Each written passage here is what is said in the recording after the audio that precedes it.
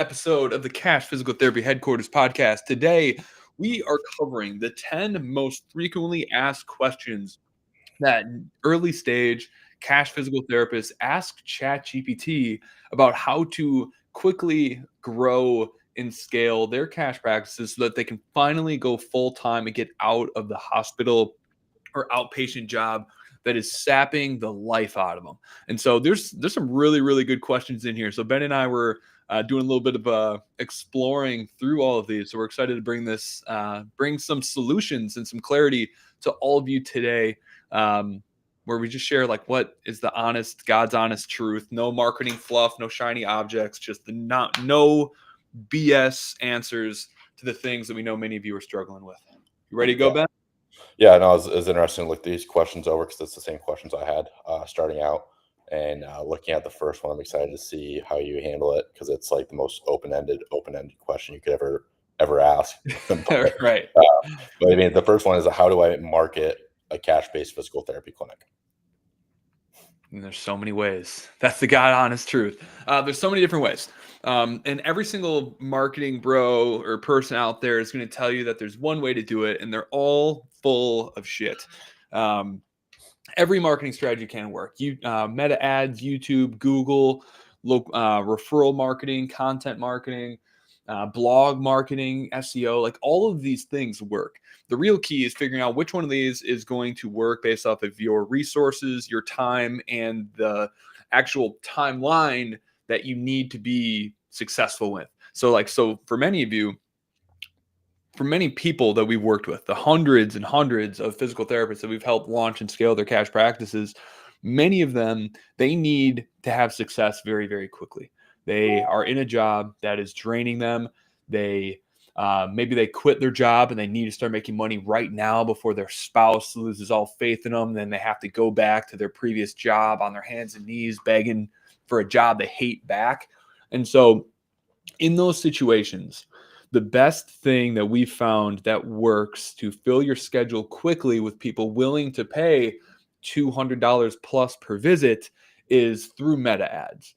And this isn't me being biased because, we've been known as the Facebook ads guys since they called us the Facebook ads boys when we were like 23 years old, years and, 10 years ago. It's because we've tested everything else. We've done YouTube ads for practices. We've done Google ads for practices. We've done SEO agencies. We've done website agencies. We've done everything you can imagine to help practices grow. And Meta, without a doubt, Facebook and Instagram are the most consistent way to get patients in the door at a low cost that are willing to commit to long-term care plans. And so I always recommend people start off there if they need cash flow and patience today. If you don't have any money, well, then you got to go the route that you originally went with, Ben, where it's like, okay, if you need money, you better be out there hustling to build relationships, build connections, and start to get referrals. Because obviously meta ads, you need to have money to spend on those ads. You need to do them right so you're not wasting your money. That's where we come in and help people. But if you don't have money and you also don't really have time, well, then your nights, your weekends, your free time, you better be willing to sacrifice that to make this dream work. Tell them about your start, Ben. Yeah, I mean, when I started, 95% of my leads came from workshops and connections in the community. Now today, the workshops make up less than 2% of where our leads come from. And 50% of that 2% comes from actually workshops I did 3 or 4 or 5 years ago. Like connections, like, oh yeah, somebody went to your workshop and there was a patient and they referred me to you, stuff like You're that. Just so memorable. Yeah. Maybe it's with maybe better accuracy on that. But yeah, so it's just our marketing strategies changed too, but our goals have also changed. Right. Well, like our goal is scale. You can't scale workshops. It'll help get your schedule full, but if you really want to grow we've got 8 practitioners in Oakland. Workshops aren't going to keep, everybody full, but neither is like what you just said, Jordan, was right. There's no one strategy. If we just relied on one strategy, we wouldn't be able to keep 8 PTs full, so it's a mix of referrals, Facebook ads, Google ads, website, Google My Business, workshops, word of mouth, getting out of the community, stuff like that. So it's a mix is what it comes down to. But yeah, I think you're spot on that the first year, most of my free time was spent making those connections and those workshops too. Now, when you start, you have to pick one. You have to pick one, and you have to not be an idiot about it. You have to, if you don't have money for ads and you don't want to do workshops, but you need to get patients now, sure, you can start posting content every single day on Instagram, but it's like, Instagram's going to show your content to the entire world, not necessarily the people that are in your community that need your help. That is a very long-tailed marketing strategy. It's going to take months, if not years, before that is a profitable, consistent source that can give you enough income to live off of. Okay, so that is a long-tailed strategy. Put that to the side. You might think, oh, I need to build a website. Well, even if you build a website, for that website to rank and for the SEO to actually start to work, but to generate enough leads through that website to pay your bills and to live off of, it's going to take months and months, if not years, of not just optimization and refining to get to that point. So again, that's not the right place to start. If you need cash flow now, focus on one strategy that has quick turnaround and put every single thing you have into it, whether that is paid advertising, where you learn from someone like us to do it right so that it gets a return right away, or you go all in on referrals, workshops, and networking. But you can't half-ass either one of those when you first get started. You have to go all in on it. So if you have more time, do the local workshops. Or if you have more resources right now because you have a full-time job, go with the paid ads. But at some point, one of those strategies is going to reach a ceiling where it starts to plateau. And once you have that plateau point where you have consistency, you have profitability, that's when you take the profits from that strategy and reinvest it into another marketing channel and start building your marketing channel resources so that you're not dependent on any one of those things. But as a rule of thumb, you shouldn't add in an additional marketing channel until the one you have is consistently and semi-autonomously generating you at least $10,000 a month. Would you agree with that, Ben? Yeah, I like that. I mean, that's what it really was for workshops for me. The second one that I added on was collecting Google reviews and ranking for Google My Business and having a website that converts. So that was my second lead gen. But yeah, going back onto it, now that I look back on it, even though I didn't plan on, the $10,000 mark, that's about what it was. The workshops were generating per month for me before I started focusing on other things. So I like that. Yeah, honestly, this is probably the most ideal marketing plan that you could have when you just start out. Now that you say that, I would say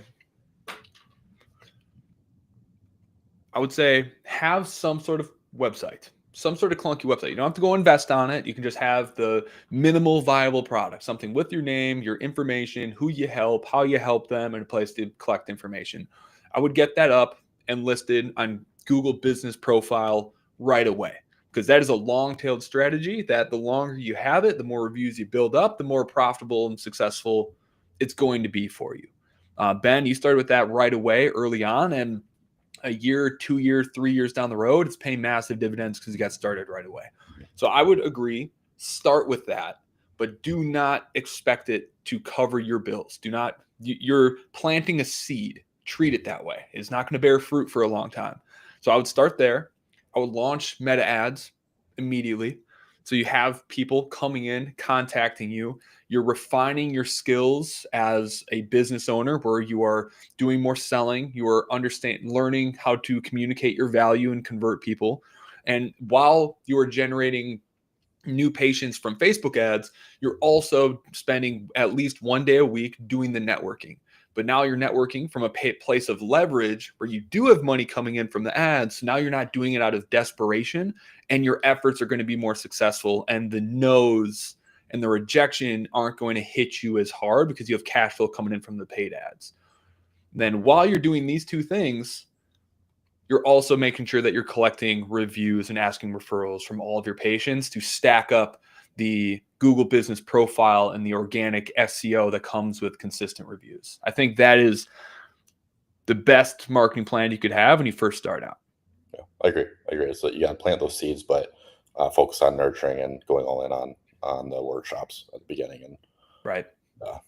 Right. So focus on like websites and content aren't going to get you patients today. Focus on the stuff that's going to have the quickest cash flow cycle for you, because the only way to survive is to generate cash flow. That is your lifeline. Start with what makes you cash, then reinvest that into other areas to kind of smooth things out as you go. That was a good starter. That was a good starter.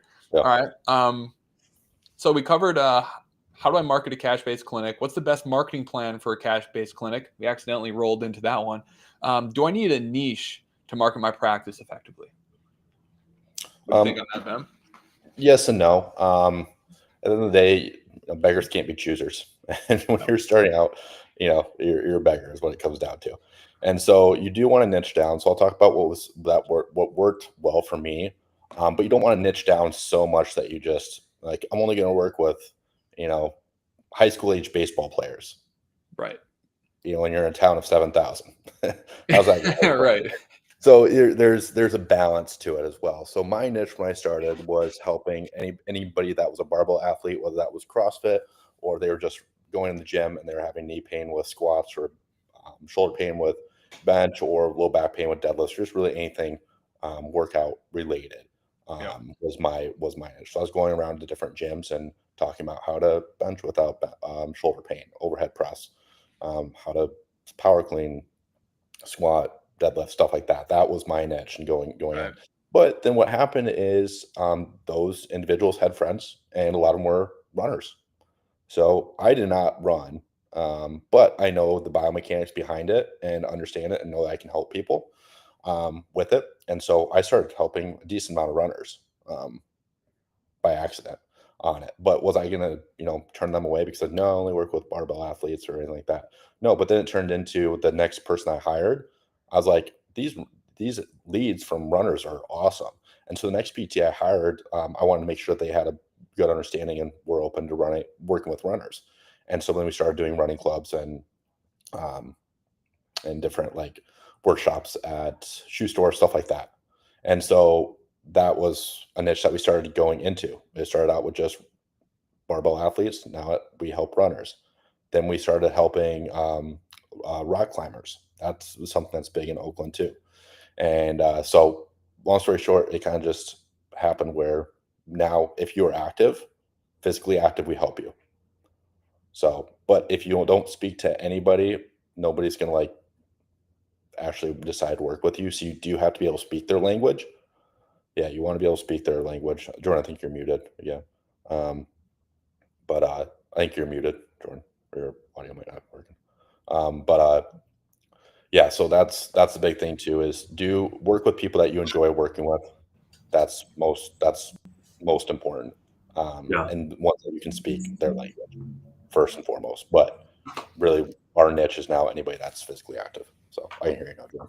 You're good. Yeah, I'm good now. I don't know why my microphone is tweaking, so probably doesn't sound as nice in your eardrums. But yeah, I agree, Ben. Like the most important thing is that you start out with the population that you belong to, because we attract who we are.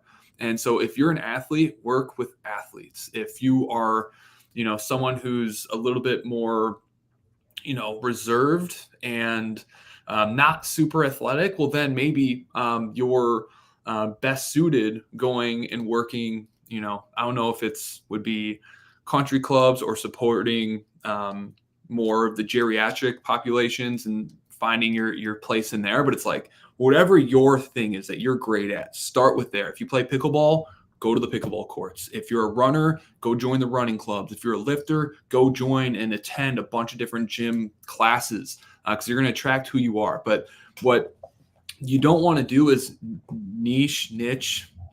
I say both. I don't know which one's right, but you don't want to niche yourself right out of business. And a lot of people do that because this book came out a few years ago, right when cash physical therapy and high ticket coaching industry was exploding. And so all the early cash physical therapy coaches were like, you need to niche down because it's like, that's how you grow a high ticket coaching space. That's how you compete in a global market. But on a local market level, there's not enough people in your community in these tiny little segments to have your total addressable market is so small. And so it's really hard to get something going. In the beginning, the most important thing is cash flow. So cast a really wide net, work with anyone that you can. So just active adults, that's a really good place to start. And then as you get cash flow and as you build systems to sustain that consistent cash flow, that's what gives you the leverage to start to choose which pockets you want to start to really narrow in on. And so you grow into the niche that you really want to work with. If your dream is to work with equestrians with pelvic pain, awesome. Start with general orthopedic issues for active adults. Build a profitable model. Hire a PT underneath you to handle the more general ortho stuff. Now you have the time to start to focus on this particular segment that you want to work with because that's what your passion is. But it's not your livelihood, and your income isn't dependent on that. You build the business for the stability, and then in the stability and the leverage to be able to focus on what gives you the most fulfillment. So it's something you grow into, and I think that's what most people don't realize.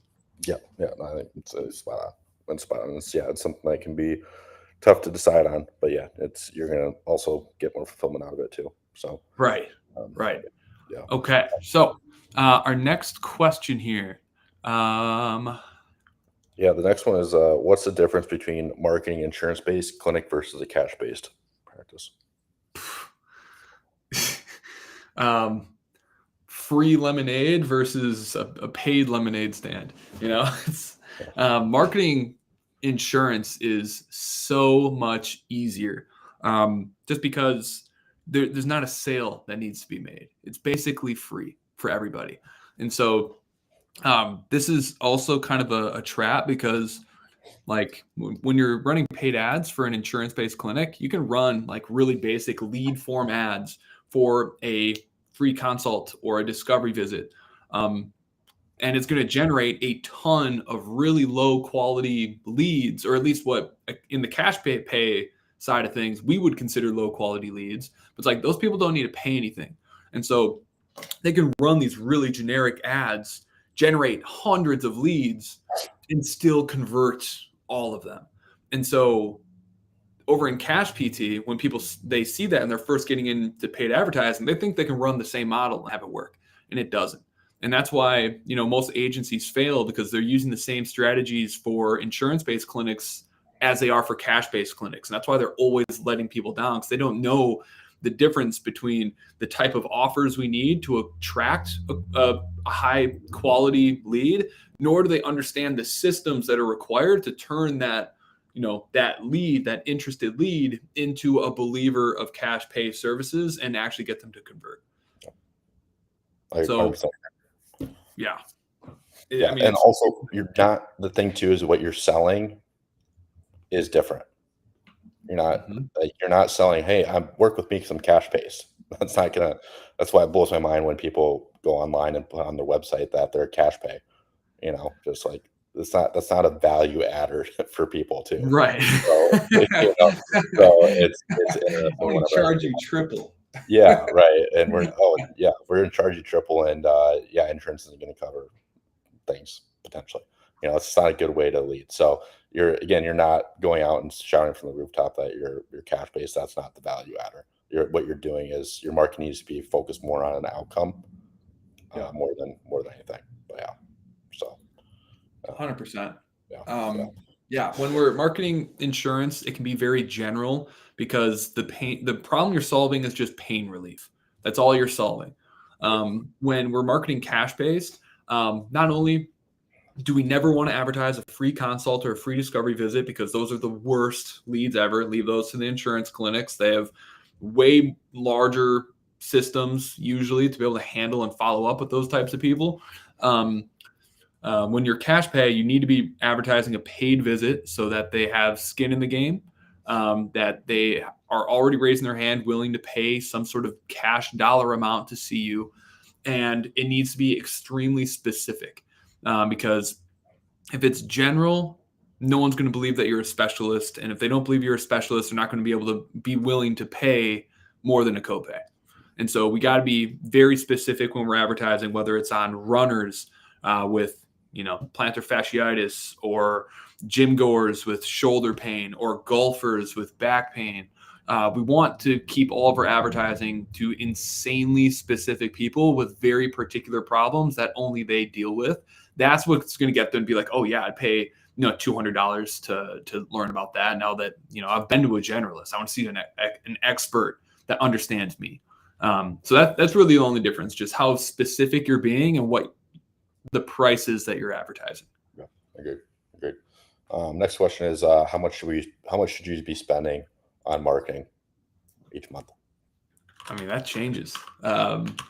According to the Delta Doc, about 30% of your total revenue should be getting allocated to your marketing budget.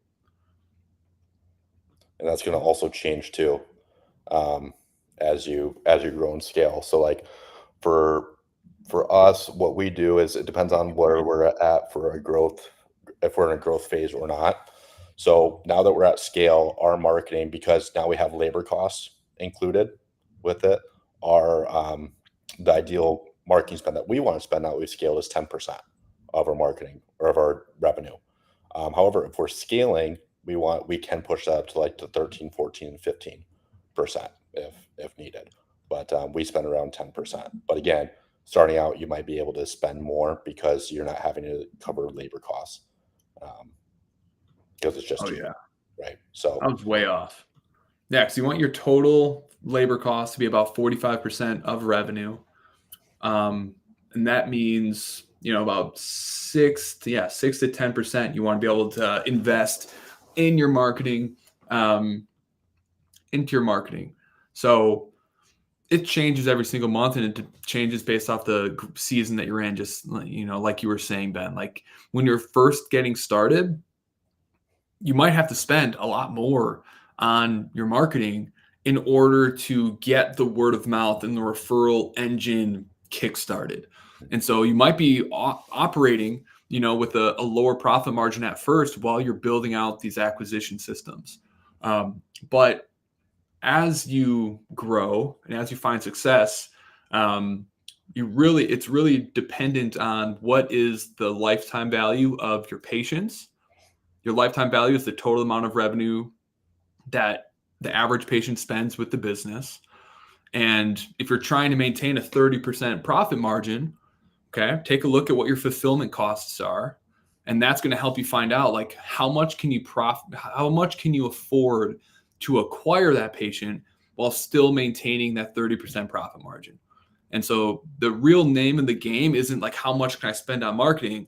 It's how well can I retain my patients to maximize their lifetime value so that I can spend as much as humanly possible to profitably acquire each and every patient. Because the goal isn't to minimize how much you're spending on marketing. You want to be able to spend as much as humanly freaking possible. If I could drop $1 million into our ads this month, I would do it in a second. Okay. But all that really matters is what is your customer acquisition cost and what is your patient lifetime value. So as long as you know what your patient lifetime value is and what your fulfillment costs are, and you can keep your acquisition costs beneath that level, then spend as much as you possibly can. We start most people off with $1,500 a month in ads. Does that make sense, Ben? Yeah. That's kind of a tricky.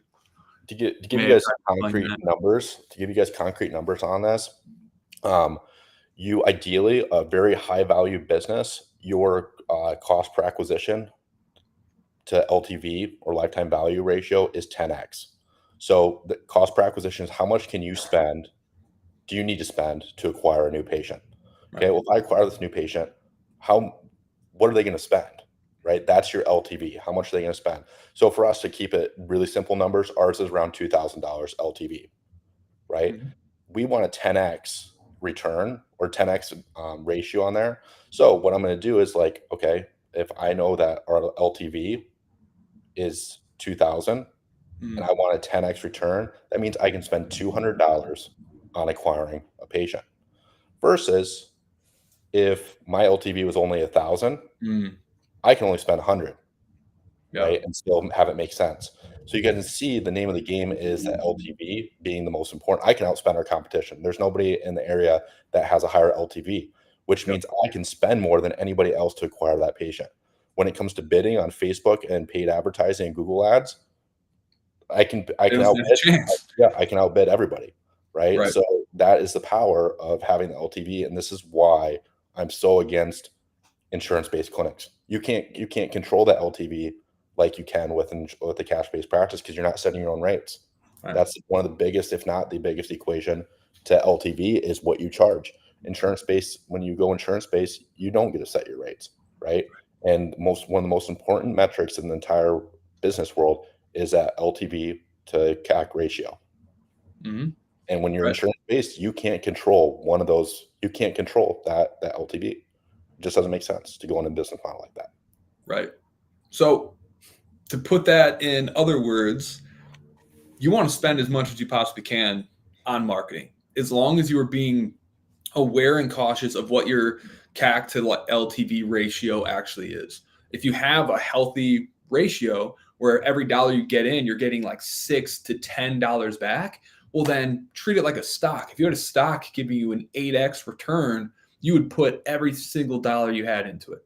Okay. So that's what your marketing budget should be. Okay. Determine what your average patient lifetime value is, and then calculate, okay, if I want to have, a 10x ratio, this is how much I should be able to acquire a customer for. And then you want to choose the strategy that's going to allow you to maximize your ability to spend that much and acquire those patients at that level. Yep. So start out at $50 a day with Facebook ads, refine your systems, get it to a minimum of a 5x return on those ads, then scale the heck out of it, and then really focus on reviews and referrals as they're coming in to get the other side of the business marketing pumping, because that's going to bring your average CAC down. I already know people's hesitancy is like, I don't want to spend that money. You got to look at it as an investment. Yeah. All right. I can tell you guys, you probably already have made the worst investment of your life, and it's the biggest investment you made, and that's physical therapy school. That today is my worst investment. That's been the lowest return. It's arguable, but if I was to work for somebody else, paying, I think it's like $150,000 is what it costs to go to PT school nowadays. I think I came out with like $130,000, but people are you're paying $150,000 for schooling, and then you're coming out for an $85,000, $90,000 position. That's like one of the worst investments financially that you can make.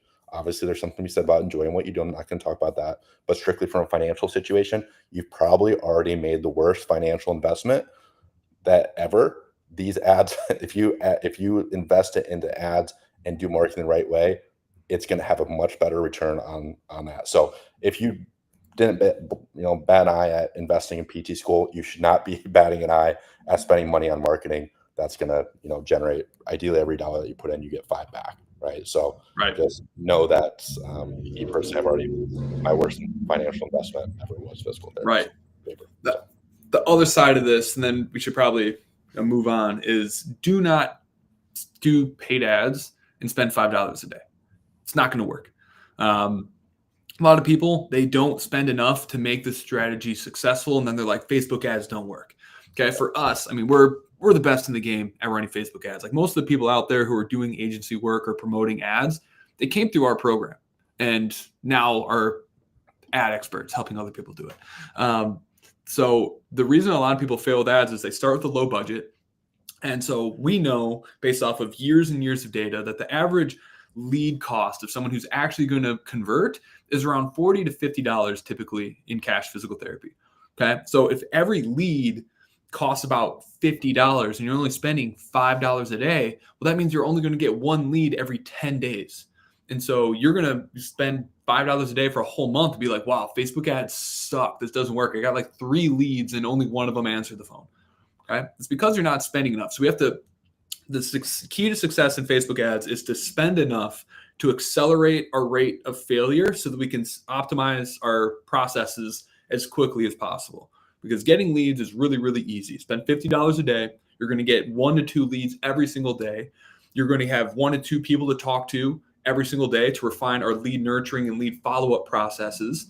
It's also going to help us refine our call strategy and our scripts to increase our lead to booking rate. Once people are actually showing up, it's going to give us the ability to refine our initial visits and pitch and conversion abilities. And so Facebook ads are really just a medium for accelerating the rate of failure of our business to make the best, most scalable patient experience humanly possible. That's what it's really about. So spend enough for you to get the reps required to turn you into an actual talented business owner. Yep. So it's not just for making money. It's like the most valuable teaching tool on the planet if you know how to look at it. Yeah. Or refine your systems and processes.